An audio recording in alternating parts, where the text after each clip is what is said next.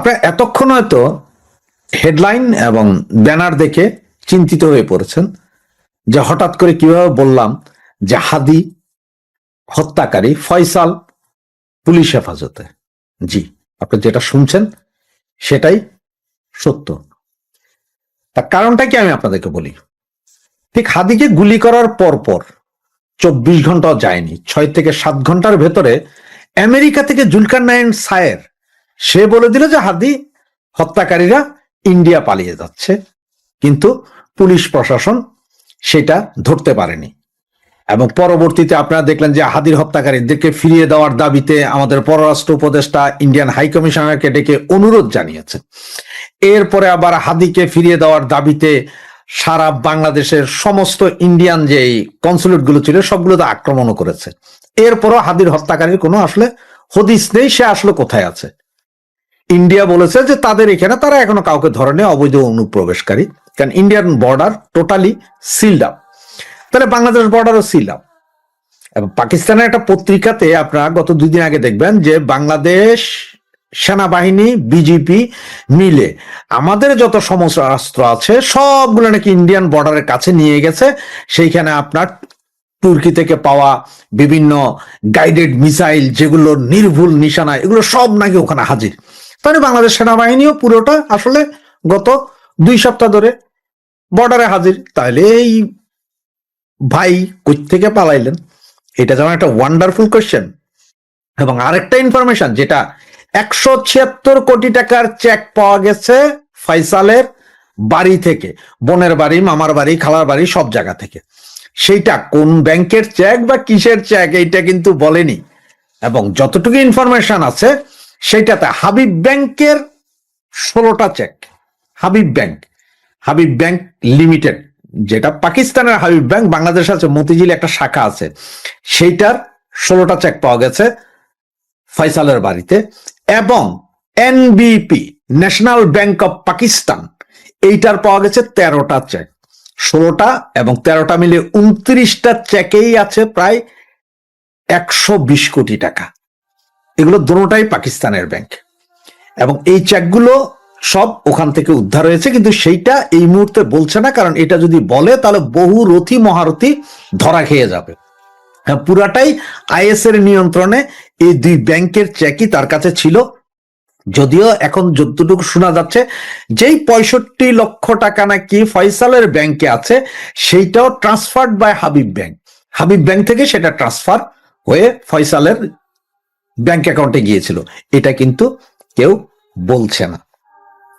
এখন পুলিশের হাতে আছে, যেটা বলছিলাম যে পুলিশের হাতে আছে। হ্যাঁ, পুলিশের হাতে আছে এবং তাকে আসলে আমরা কেউই কখনো জীবিত দেখব না। ফয়সালকে দেখা যাবে যে হয়তো ক্রসফায়ারে মারা গেছে বা দুর্ঘটনায় মারা গেছে, এরকম একটা নাটক সাজানোর ফুল প্লেস প্ল্যান। এবং সেটা হইতে পারে 25শে ডিসেম্বরের আগে, হতে পারে 25শে ডিসেম্বরের পরে। কখন কোথায় কিভাবে হবে সেটা তো যখন ঘটনাটা ঘটে যাবে তখনই জানা যাবে।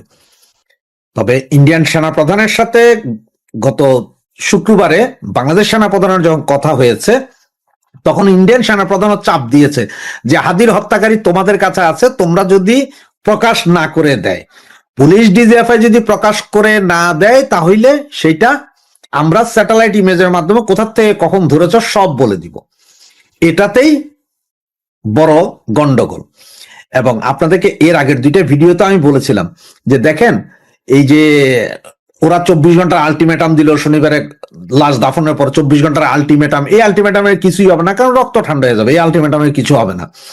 আজকে আপনারা দেখেন যে আমাদের ইত্তেফাক পত্রিকা সব বিভিন্ন পত্রিকায় আছে যে ওদের রক্ত আসলে ঠান্ডা হয়ে গেছে। এবং হাদির হত্যাকারীরা কোথায় আছে এটা এখনো পুলিশ জানে না বলে পুলিশ নিজেও বলছে, কিন্তু আছে আসলে পুলিশের কাছে। এবং পুলিশ তাকে যে কোনো মুহূর্তে তাকে শুট আউট করে বলবে যে সে পালিয়ে যাচ্ছিল, আমরা ধরতে চেষ্টা করেছি, হয়তো উল্টা আমাদেরকে গুলি করেছে, যার কারণে আমরা গুলি করে দিয়েছি। এরই মধ্যে 1-2জন পুলিশ, ওই যে হিন্দি ফিল্মে দেখেন না যে নিজেরা নিজেদের গুলি করে দেয়, হাতে লাগে বা পেটের কোথাও দিয়ে লাগে, পায়ের কোথাও দিয়ে লাগে, মানে সামান্য একটু ছিঁড়ে যাবে, আহত হবে, এইটাই। কিন্তু ওই বেটার জীবন যাবে। এবং একজন না, হাদির সাথে সে মোটরসাইকেলের যে ড্রাইভার ছিল সেও আছে, দুজনেই মারা যাবে। এবং দুজনের লাশই আপনারা অপঘাতে মৃত্যুর লাশ পাবেন। আপনারা গতকালকে বিভিন্ন ইউটিউবে দেখেছেন যে হাদির এক বোন বলেছে, সরি হাদির বোন না, ফয়সালের বোন বলেছে হাদিকে যেভাবে ফয়সাল মেরেছে আমরা চাই ফয়সালও সেভাবে শুট আউটে মারা যাক, গুলি করে মারা হোক, ওরও মাথায় গুলি করে দেওয়া হোক। এগুলো হচ্ছে আবার হাইপ তোলা। আজকে সকালের যে ভিডিওটা পেয়েছিলেন আপনারা, ওই যে আমি বলেছিলাম যে রয়ের, অনেকে আমাকে প্রশ্ন করছেন ভাই পাক্যাদের সাথে রয়ের কি সম্পর্ক। তো ভাই পাক্যাদের সাথে রয়ের সম্পর্কটা হচ্ছে যে এই সবকিছু করে একটা লোককে তৈরি করে আনে, আর তখন পাক্যাদের চিন্তা থাকে যে আরে এ তো বেশ ভারত বিরোধী, তারে ফালাই দিলে দোষটা যায় পড়বে কোথায়? ভারতের উপরে। এটা হচ্ছে সিস্টেম। তৈরি করে দিচ্ছে, কিন্তু যারে যারে তৈরি করে দিচ্ছে, এরপরে পাইকারা ফালাচ্ছে। এটা হচ্ছে নর্মাল সিস্টেম। লরেন্স বিষ্ণু মনে আছে, জেড নিরাপত্তা পায় সালমান খান, তার ঘরের ভিতরে যাইয়া তার পোলাপাইন গুলি করে দেয়। কই কানাডায় খালিস্তানপন্থী নেতা মারা যায়, কিন্তু লরেন্স বিষ্ণু কোথায়? তিহার জেলে। এগুলো সব সায়েন্স। এটার জন্য রকেট সায়েন্স পড়ার দরকার নেই, এটা এমনি বোঝা যায়। সুতরাং একটা জিনিস খেয়াল রাখেন, হাদির হত্যাকারীরা আছে, হাদির হত্যাকারী ফয়সাল এবং ড্রাইভার দুইজনই আছে পুলিশের কাছে। যে কোনো মুহূর্তে তাদের ক্রস ফায়ারে লাশ পাবে, এটাই হচ্ছে যে 100% গ্যারান্টেড সত্য কথা। এবং এটা দেখবেন হয় 25 তারিখের আগে, নাই 25 তারিখের পরে, ডিসেম্বর মাস। এই ডিসেম্বর মাসের ভেতরে যা ঘটবে, দেখতে থাকুন। এই প্রথম কোন বাংলা অনলাইন নিউজ প্ল্যাটফর্মকে সাক্ষাৎকার দিয়েছেন শেখ হাসিনা, মানে ভিডিও সাক্ষাৎকার, এবং পত্রিকায় মুদ্রণও হয়েছে। কলকাতার দ্য ওয়ালের সঙ্গে কথা বলেছেন তিনি। এই সাক্ষাৎকারটি নিয়েছেন দ্য ওয়ালের নির্বাহী সম্পাদক অমল সরকার, সিনিয়র সাংবাদিক। এই সাক্ষাৎকারে অনেক গুরুত্বপূর্ণ এবং নীতি নির্ধারণী কথা বলেছেন শেখ হাসিনা, আওয়ামী লীগের সভাপতি। এর মধ্যে সবচেয়ে গুরুত্বপূর্ণ হলো এই প্রথম তিনি আওয়ামী লীগের ভবিষ্যৎ নেতৃত্ব নিয়ে কথা বলেছেন। নিশ্চয়ই আপনি জানতে চাইছেন যে কি বলেছেন শেখ হাসিনা, কে হতে যাচ্ছেন দলের নতুন নেতা, ভবিষ্যৎ নেতা। এই প্রসঙ্গে সাংবাদিক অমল সরকার আওয়ামী লীগ সভাপতিকে প্রশ্ন করেছেন তার ছেলে সজীব ওয়াজেদ জয়, মানে প্রধানমন্ত্রীর পুত্র, সাবেক প্রধানমন্ত্রীর পুত্র সজীব ওয়াজেদ জয় কিংবা কন্যা সাইমা ওয়াজেদ পুতুল, এই দুজনের মধ্যে কাকে তিনি আওয়ামী লীগের ভবিষ্যৎ নেতা হিসেবে চিন্তা করছেন বা ঠিক করছেন বা করবেন, নাকি নতুন কাউকে বেছে নেবেন তিনি এবং তার দল। আমরা প্রশ্নটা করে রাখি, কে হচ্ছেন আওয়ামী লীগের ভবিষ্যৎ নেতা? জয়, পুতুল, নাকি নতুন কেউ, অন্য কেউ? আগেই বলেছি সাক্ষাৎকারটি একটু ব্যতিক্রমী এবং গুরুত্বপূর্ণ, কারণ এখানে শেখ হাসিনা বর্তমান এবং এই সময়ের রাজনীতি বা পরিস্থিতি নিয়ে শুধু কথা বলেননি, ভবিষ্যতের রাজনৈতিক দিক নির্দেশনা দিয়েছেন। তাও এমন এক সময়ে যখন আওয়ামী লীগ দেশে কার্যত নিষিদ্ধ, নেতাকর্মীরা ভয়াবহ চাপ এবং আক্রমণের মুখে, এবং দেশের সার্বিক রাজনীতি তথা ভবিষ্যৎ অনেকটা অনিশ্চয়তার মধ্যে রয়েছে, বলতে পারেন গভীর সংকটে। সিনিয়র সাংবাদিক অমল সরকার অনেক বিষয়ে শেখ হাসিনাকে প্রশ্ন করেছেন। এর মধ্যে অন্যতম হলো প্রেসিডেন্ট শাহাবুদ্দিন ইস্যু। শেখ হাসিনা বলেছেন এই প্রসঙ্গে রাষ্ট্রপতি শাহাবুদ্দিনের পদত্যাগের ইচ্ছা প্রমাণ করে তিনি কতটা অসম্ভব অবস্থার মধ্যে পড়েছিলেন, মানে অসহায় অবস্থার মধ্যে পড়েছিলেন বা আছেন। হাসিনা বলেন, গত 16 মাসে দেশে আইনের শাসন, বিচার বিভাগের স্বাধীনতা এবং সাংবিধানিক ভারসাম্য ভেঙে দেওয়া হয়েছে, নষ্ট করে দেওয়া হয়েছে, কিন্তু রাষ্ট্রপতি এখন বাংলাদেশের সাংবিধানিকভাবে নিয়োগপ্রাপ্ত শেষ নেতা। দর্শক, শেখ হাসিনা তার এই বক্তব্যের মধ্য দিয়ে একটি বড় অভিযোগ তুলেছেন। সেটা হলো রাষ্ট্র পরিচালনা সাংবিধানিক কাঠামোর বাইরে চলে যাচ্ছে। বাংলাদেশে এখন অনেকেই গৃহযুদ্ধের আশঙ্কা করেন। এ সংক্রান্ত প্রশ্নের জবাবে শেখ হাসিনা দায়িত্বহীন কণ্ঠে বলেছেন, বাংলাদেশের মানুষ গৃহযুদ্ধ চায় না, তারা তাদের ভোটাধিকার ফিরে পেতে চায়। শেখ হাসিনা অভিযোগ করেন, দেশে চরমপন্থী গোষ্ঠীকে প্রশ্রয় দেওয়া হচ্ছে, যারা সাংবাদিক, সংখ্যালঘু এবং বিরোধী কণ্ঠকে ভয় দেখাচ্ছে। এই নৈরাজ্যের জন্য তিনি বর্তমান শাসন ব্যবস্থা এবং শাসককে দায়ী করেন। শেখ হাসিনার ভারতে অবস্থান প্রসঙ্গে আমল সরকারের প্রশ্নের জবাবে শেখ হাসিনা বলেন, এটি শুধু ব্যক্তিগত সিদ্ধান্ত নয়, মানে ভারত যে সিদ্ধান্ত নিয়েছে, নরেন্দ্র মোদী যে সিদ্ধান্ত নিয়েছেন, এটির কথা তিনি বলছেন, এটি আঞ্চলিক স্থিতিশীলতার প্রশ্ন। তিনি বলেন, ভারত চরমপন্থার বিরুদ্ধে অবস্থান নিয়েছে এবং গণতন্ত্রের পাশে দাঁড়িয়েছে। এটাকেই তিনি নয়াদিল্লি ঢাকা সম্পর্কের নতুন মাত্রা হিসেবে বর্ণনা করেছেন এবং এজন্য গভীর কৃতজ্ঞতা জানিয়েছেন প্রধানমন্ত্রী নরেন্দ্র মোদীর প্রতি এবং ভারতের প্রতি, ভারত সরকারের প্রতি, ভারতের জনগণের প্রতি। প্রধানমন্ত্রী মোদীর তাৎক্ষণিক প্রতিক্রিয়া সম্পর্কে শেখ হাসিনা বলেন, মানে তাৎক্ষণিক প্রতিক্রিয়া বলতে 2024-এর 5 আগস্ট যে তাৎক্ষণিক সিদ্ধান্তে তিনি যেতে পারলেন, সেখানে আশ্রয় পেলেন, সেটি আসলে তিনি করছেন। তিনি বলছেন, এটা ছিল সহমর্মিতা এবং প্রজ্ঞার প্রতিফলন। প্রজ্ঞাটা কার? নরেন্দ্র মোদীর। তিনি বুঝেছিলেন, নরেন্দ্র মোদী বুঝেছিলেন, এটি শুধু বিপদে পড়া এক প্রতিবেশীকে আশ্রয় দেওয়ার বিষয় নয়, বরং দুই দেশের অভিন্ন গণতান্ত্রিক ও ধর্মনিরপেক্ষ ভিত্তিকে সমর্থন করার বিষয়। নরেন্দ্র মোদীর এই সিদ্ধান্ত স্পষ্ট বার্তা দিয়েছে, ভারত চরমপন্থী শক্তিকে দক্ষিণ এশিয়ার রাজনৈতিক প্রেক্ষাপটে নতুনভাবে গড়ে উঠতে দেবে না। এই পদক্ষেপ বাংলাদেশের ইতিহাসে স্মরণীয় হয়ে থাকবে, বলছেন শেখ হাসিনা। অমল সরকার জানতে চেয়েছেন, দেশে না থেকেও আপনি এখন দেশে আছেন, বরং অধিক সক্রিয় আছেন। আপনারা বুঝতেই পেরেছেন যে ভার্চুয়ালি তিনি যে সংযুক্ত আছেন দেশের নেতা কর্মীদের সঙ্গে, এটিকেই তিনি আসলে প্রশ্নে এনেছেন। এর মূলমন্ত্র কি, এর আউটকাম কি, এটি জানতে চেয়েছেন। জবাবে শেখ হাসিনা বলেছেন, প্রযুক্তি আসলে এই জন্য কৃতিত্ব পায়। প্রযুক্তি তাকে মানুষের কাছ থেকে দূরের বদলে কাছে থাকতে সাহায্য করছে, অধিক কাছাকাছি এনেছে। রাজনীতিতে বা ক্ষমতায় বৈধতার প্রশ্নে শেখ হাসিনা বলেন, বৈধতা আসে মানুষের মূল্যবোধ থেকে, অফিস দখল করা থেকে নয়। খুবই ইঙ্গিতপূর্ণ এই কথা রাজনীতির অনেক বড় পাঠ বলে মনে করেন পর্যবেক্ষকরা। হয়তো শেখ হাসিনা বুঝিয়েছেন, ক্ষমতা আর জনপ্রিয়তা এক জিনিস নয়। নিশ্চয়ই এক তো নয়নি। অমল সরকার সুস্পষ্ট প্রশ্ন করেই জানতে চেয়েছেন, তাহলে এই যে প্রেক্ষাপটে আওয়ামী লীগকে বদলাবে? কি ভাবছে আওয়ামী লীগের শীর্ষ নেতৃত্ব? দর্শক, আমি মনে করি এটি এই সাক্ষাৎকারের সবচেয়ে গুরুত্বপূর্ণ অংশ। শেখ হাসিনা এই প্রশ্নের জবাবে স্বীকার করেছেন, দলে নতুন নেতৃত্বের দাবি কিন্তু যৌক্তিক। এখনই মানে তিনি এটি এভাবে বলেছেন যে একই মুখ নিয়ে ফিরে এসে ভিন্ন ফল কিন্তু আশা করা যায় না। এছাড়া তৃণমূল থেকেও পরিবর্তনের দাবি আসছে, এটিও তিনি স্বীকার করেছেন। একই সঙ্গে এটাও বলেছেন, কিছু নেতা মানুষের সঙ্গে যোগাযোগ হারিয়েছেন, মানে বিদ্যমান যারা নেতা আছেন তাদের কারো কারো কথা তিনি বলছেন। অনেকে তরুণদের মনোভাব বুঝতে ব্যর্থ হয়েছেন, অথচ দলে এমন নেতা প্রয়োজন যারা প্রজন্মগত বিভাজন ঘোচাতে সক্ষম।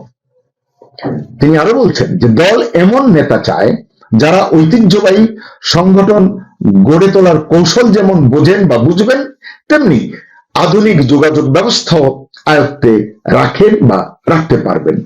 যারা মাঠে কাজ করা শ্রমিকদের সঙ্গে, কৃষকের সঙ্গে যেমন সংযোগ স্থাপন করতে পারেন বা পারবেন, তেমনি সামাজিক যোগাযোগ মাধ্যমে শিক্ষার্থীদের সঙ্গেও কথা বলতে পারেন বা পারবেন। স্পষ্ট কিন্তু কথাগুলো। সর্বোপরি স্বাধীনতা সংগ্রামে নেতৃত্ব দেওয়া দলকে, মানে আওয়ামী লীগকে পরিবর্তনের সঙ্গে সময়ের সাথে সাথে খাপ খাইয়ে এগিয়ে নিতে পারেন এবং শক্তিশালী জবাবদিহির ব্যবস্থা গড়ে তুলতে পারেন।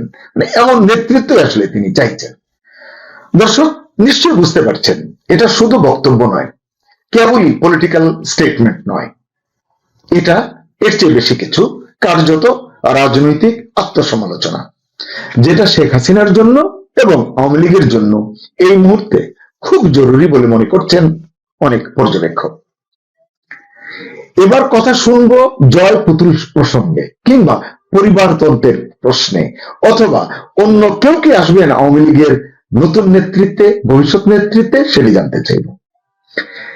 একথা ঠিক, আওয়ামী লীগেরও অনেকেই হয়তো চান হাসিনা পুত্র সজীব ওয়াজেদ জয় বা কন্যা সাইমা ওয়াজেদ পুতুল আওয়ামী লীগের নেতৃত্বে আসুন, এরকম একটি গুঞ্জন, এরকম একটি আওয়াজ কিন্তু আছে। এ বিষয়ে দ্য ওয়ালকে শেখ হাসিনা স্পষ্ট করে জবাব দিয়েছেন, বলেছেন আওয়ামী লীগ কোনো পারিবারিক দল নয়, লক্ষ লক্ষ মানুষের দল। জয় বা পুতুল যদি দায়িত্ব পান তা হতে হবে যোগ্যতার ভিত্তিতে এবং দলের গণতান্ত্রিক প্রক্রিয়ার মাধ্যমে। এর মধ্যে সবচেয়ে গুরুত্বপূর্ণ হলো প্রতিটি জেলা থেকে নতুন প্রজন্মের নেতৃত্ব উঠে আসতে হবে, মানে পরিষ্কার গণতান্ত্রিক প্রক্রিয়ার ভেতর দিয়ে নেতা তৈরি হতে হবে, চাপিয়ে দেওয়ার বিষয় নয় বলেই আমি বুঝতে পারছি। দর্শক, আপনিও বুঝে নিন শেখ হাসিনা কি বোঝাতে চেয়েছেন আসলে এই কথাগুলোর মাধ্যমে। আর বড় করব না, শেষ করতে চাই। তার আগে আপনার জন্য প্রশ্ন, আপনি কি মনে করেন নতুন নেতৃত্ব ছাড়া আওয়ামী লীগ কি ঘুরে দাঁড়াতে পারবে? কমেন্টে জানান আপনার মতামত। এটা বলার অপেক্ষা রাখে না। প্রথম আলো এবং ডেইলি স্টার পুরানো এটা সরকারের ভেতর থেকে একটা অংশ কাজ করছে। এটা যে নাহিদ ইসলাম বলছে আজকে আনুষ্ঠানিকভাবে সেই জন্যই না, একেবারে একটু ক্লিয়ার। বিএনপি সালাউদ্দিন আহমেদ যখন তথ্যটা প্রকাশ করলেন যে গোয়েন্দা রিপোর্ট ছিল এরকম হইতে পারে, তারপরেও সরকার ব্যবস্থা নেয়নি, ফলে সরকারের কোনো একটা অংশ এটা করছে, এটা চোখ বন্ধ করে এই অভিযোগ এই সরকারের প্রতি চলে, এবং সরকারকে এর মূল্য দিতে হবে। এর মূল্য বিতরণ তারা দিচ্ছে, সারা বিশ্বে বাংলাদেশের নাক কান ছোট করে ফেলছে। সারা পৃথিবী জানবে বাংলাদেশে একটা এরকম উগ্রপন্থী গোষ্ঠী আছে যারা চাইলেও এই দেশের জনপ্রিয় দুইটা পত্রিকা এবং ইন্টারন্যাশনালি স্বীকৃত দুইটা পত্রিকাকে চাইলেই একদম শাটডাউন করে দিতে পারে। এটা একদম কমন সিগন্যাল। তারপরে দেখেন সমস্ত হিসাব নিকাশ, শাহবাগ থেকে লোকজন আসলো, 2 ঘন্টার সময় নিয়ে আসলো, জড়ো হইলো, ঘোষণা দিয়ে জড়ো হইলো।